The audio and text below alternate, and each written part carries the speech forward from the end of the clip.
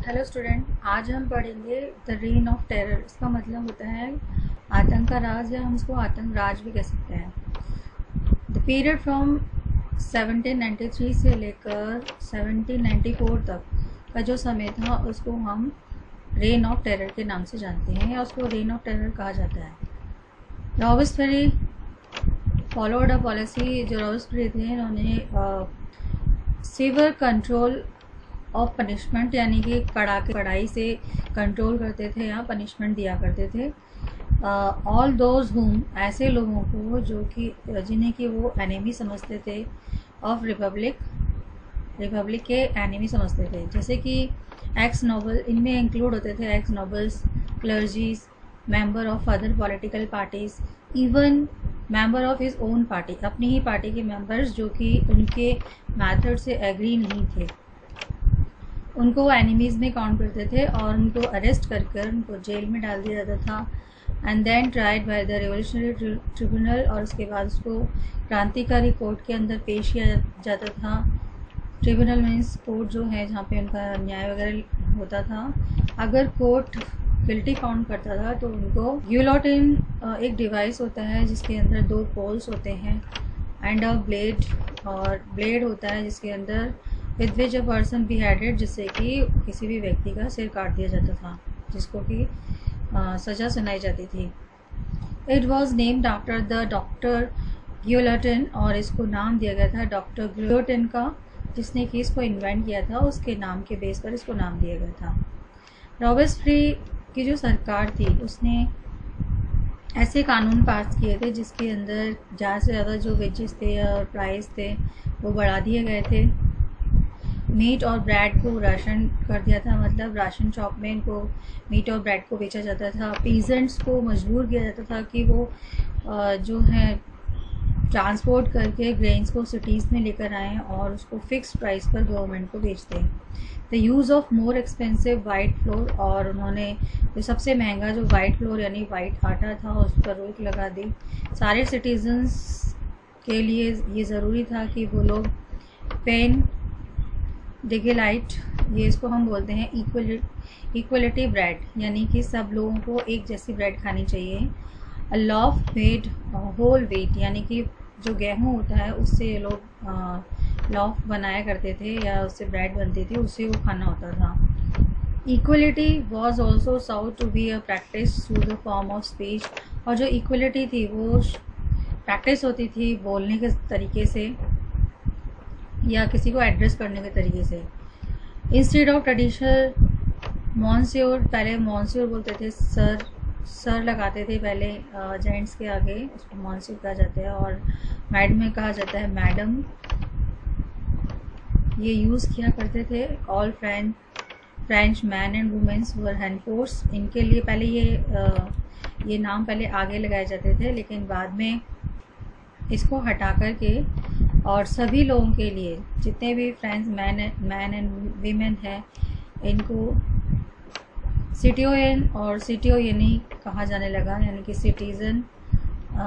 Citizens कहते थे। Churches वर shut down, जो चर्चेज थे उनको बंद कर दिया गया, और जो उनकी बिल्डिंग थी उसको बैरक या फिर ऑफिसेस के अंदर उसको कन्वर्ट कर दिया गया। रॉबर्सबेरी परसुएड हिज पॉलिसी सो रेंटलेसली, यानी कि जो रॉबर्सबेरी थे वो अपनी पॉलिसीज़ को इतनी कड़ाई से पालन करवाते थे कि जो उनके सपोर्टर्स थे वो ही मॉडरेशन की डिमांड करने लगे। फाइनली ही वॉज कन्विक्टेड, और फाइनली उनको कैद कर लिया गया बाय द कोर्ट के थ्रू इन जुलाई 1794 के अंदर, और फिर उनको कोर्ट के समक्ष पेश किया गया, और फिर जहां उनको गिल्टी फील करवाया गया, और बाद में जुलाई 1794 के अंदर उनको अरेस्ट किया गया, और नेक्स्ट डे उनको गिलोटाइन के अंदर भेज दिया गया, जहां पर उनका भी सिर काट दिया गया। तो ये था रॉबर्सबेरी के बारे में, जिन्होंने कि रिपब्लिक लाने की कोशिश की थी, लेकिन रिपब्लिक लाने के लिए उन्होंने कड़ाई से पालन किया था अपने नियम और कानूनों का, जिसकी वजह से जो उनके सपोर्टर्स थे वही उनके विरोध में हो गए। अब हम पढ़ेंगे डायरेक्टरी रूल फ्रांस, कि जो डायरेक्टरी रूल था फ्रांस का क्या था ये।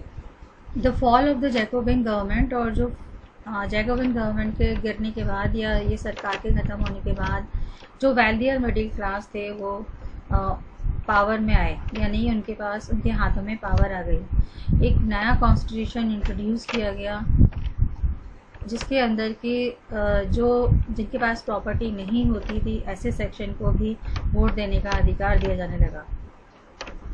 It provide two elected legislative council, और इसने 2 इलेक्टेड लेजिस्लेटिव काउंसिल प्रोवाइड की। दीज देन अपॉइंटेड, उसके बाद ये जो थे वो अपॉइंट करते थे डायरेक्टरी को। डायरेक्टरी एक एग्जीक्यूटिव है जो कि 5 मेंबर से मिलकर बनती है। This was meant as a safeguard, इसका मतलब ये है कि वो सेफ गार्ड है against the concentration of power का जो कंसंट्रेशन है वो किसी एक व्यक्ति के हाथ में या किसी एक एग्जीक्यूटिव के हाथ में न जा कर के, जैसे कि जैकोबिन के हाथ में था वैसे न जा कर के ये डिवाइड हो जाए 5 मेंबर के अंदर। However the directors often clashed, हालांकि जो डायरेक्टर्स थे इनके बीच में अक्सर ये लोग लड़ाई झगड़ा करते थे लेजिस्लेटिव काउंसिल्स के साथ, who then sought the dismiss them, और बाद में फिर उनको डिसमिस कर दिया गया। द पॉलिटिकल इंस्टेबिलिटी, यानी कि राजनीतिक अस्थिरता बनी रही of the directory pave the path, और डायरेक्टरी के अंदर, जिसकी वजह से जो मिलिट्री डिक्टेटरशिप नेपोलियन बोनापार्ट के लिए रास्ता बन गया, यानी कि पावर में आने का एक तरीका उनके हाथ में आ गया। Through all these changes in the form of government, हालांकि जितने भी चेंजेस हुए थे सरकार को बनाने के अंदर, द आइडियल्स ऑफ फ्रीडम, जिसमें the ideal of freedom, the equality before the law and the fraternity remain inspiring idols.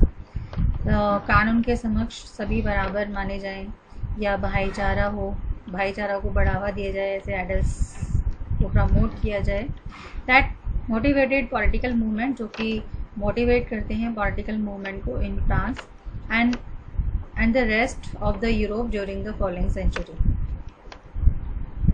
France के अंदर और साथ में जो यूरोप की और भी जो कंट्रीज़ हैं इस सेंचुरी के अंदर, उनके अंदर ये मोटिवेटेड पॉलिटिकल मूवमेंट्स चलते रहे। तो ये था आपका किस प्रकार से डायरेक्टरी रूल हुआ था फ्रांस के अंदर। बाद में इसको हटा दिया गया और नेपोलियन बोनापार्ट के हाथ में, जो कि एक मिलिट्री डिक्टेटर थे, उनके हाथ में पावर आ गई। Did women have a revolution, क्या जो औरतें थी उन्होंने भी क्रांति की थी क्या? उनके लिए भी एक क्रांति थी। From the very beginning, starting से ही जो विमेन थी और एक्टिव्स, इन्होंने एक एक्टिव रूप से पार्टिसिपेट किया था इवेंट के अंदर, जिसकी वजह से बहुत सारे चेंजेस आए थे, बहुत सारे इम्पॉर्टेंट चेंजेस आए थे फ्रांस सोसाइटी के अंदर। दे होप्ड, ये लोग आशा करती थी कि इनके इन्वॉल्वमेंट से हो सकता है जो रिवोल्यूशनरी गवर्नमेंट है वो इनके जीवन को सुधारने से रिलेटेड कुछ कदम उठाए। मेजर्स मीन्स होता है सुधार संबंधित कदम उठाना। Most of womens of the third states, और ज़्यादातर जो वुमेन्स थी थर्ड स्टेट्स की, had to work for living, और ये जीने के लिए काम करती थी।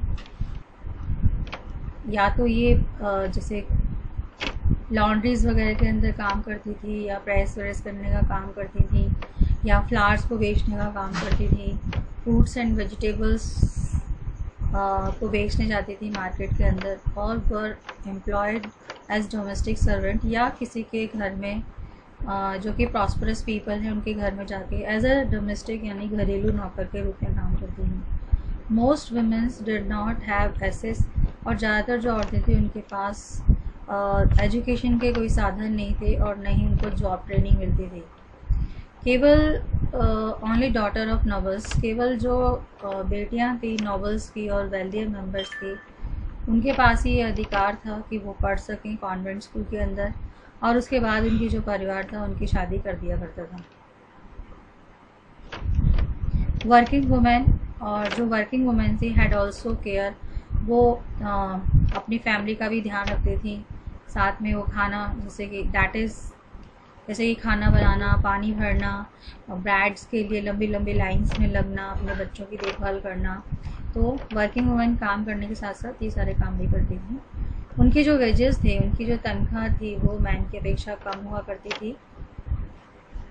In order to discuss the voice their interest, women started their own political club। कि अपनी आवाज़ को उठाने के लिए, अपने इंटरेस्ट को बचाने के लिए, या उस अपने इंटरेस्ट को आवाज़ देने के लिए इन्होंने भी अपने पॉलिटिकल क्लब बना लिए और न्यूज़पेपर अपना स्टार्ट कर दिया। अबाउट 60 वुमेंस क्लब, लगभग 60 वुमेंस क्लब थे जो कि अलग अलग फ्रांस सिटीज़ के अंदर स्टार्ट हो गए थे। The society of revolutionaries and Republic women's was the most famous of them. और इनमें इन सभी क्लब्स के अंदर जो सबसे ज़्यादा फेमस था वो था the society of revolutionary and Republican women club. ये सबसे ज़्यादा फेमस क्लब था। One of their main demand, और इसकी जो एक मेन डिमांड हुआ करती थी कि जो औरतें हैं उनको भी पॉलिटिकल राइट्स मिलने चाहिए आदमियों के जैसे ही। विमेंस वर डिसअपॉइंटेड, जो औरतें थी वो डिसअपॉइंट हो गई कॉन्स्टिट्यूशन 1791 से, क्योंकि उनको पैसिव सिटीज़न के अंदर रख दिया गया। पैसिव सिटीज़न मैंने आपको बताया था, ऐसे सिटीज़न जो कि वोट नहीं दे सकते। तो इन औरतों ने डिमांड की कि उनको भी वोट देने का अधिकार होना चाहिए, right to vote, to be elected to assembly, कि ये भी असेंबली में को इलेक्ट कर सकें या ये भी असेंबली के मेंबर बन सकें, to hold the political office, और ये पॉलिटिकल ऑफिस को होल्ड कर सकें।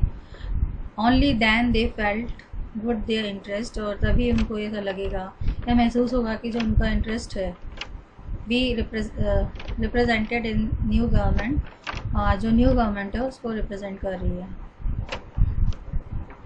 In the early years the revolutionary government did introduce law that help improve the lives of women.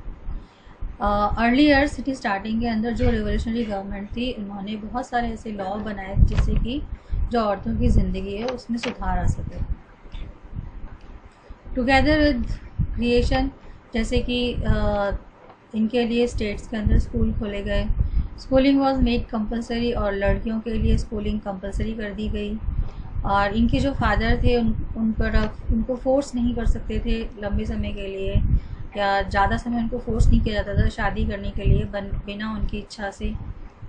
Marriage was made into a contract, marriage जो थी वो entered into freely, मतलब अब औरतें अपनी इच्छा अनुसार शादी कर सकती थी। एंड रजिस्टर्ड सिविल लॉ, और रजिस्टर करा सकती थी सिविल लॉ के अंदर। डिवोर्स को लीगल बना दिया गया था, कानूनी रूप दे दिया गया था। डिवोर्स तलाक, जिसे हम कहते हैं विवाह को तोड़ना, and could be applied by both and women, और कोई भी चाहे वो आदमी हो या औरत हो डिवोर्स के लिए अपील कर सकता था।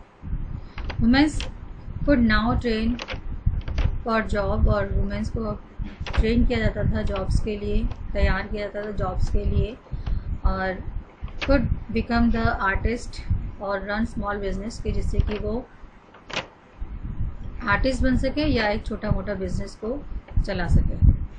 Women struggle for equal political right, लेकिन जो वुमेन्स थे उनका जो स्ट्रगल था कि उनको समान अधिकार चाहिए, समान राजनीतिक अधिकार चाहिए। हाउएवर द कंटिन्यू, और इसके लिए जो इनका स्ट्रगल था वो लगातार चलता रहा।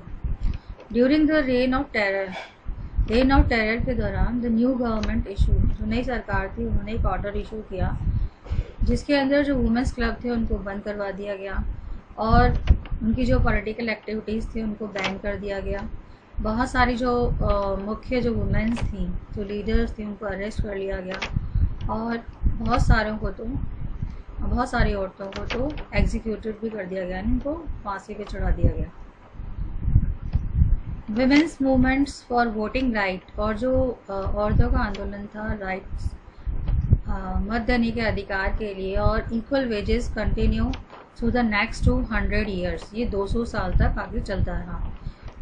Many countries of the world the fight for the vote was carried out, और जो लड़ाई थी उनकी वोट के लिए वो through the international suffrage movement, और ये जो इंटरनेशनल सफरेज मूवमेंट था इस 19th सेंचुरी के अंदर, late 19th century and early 20th century तक चला।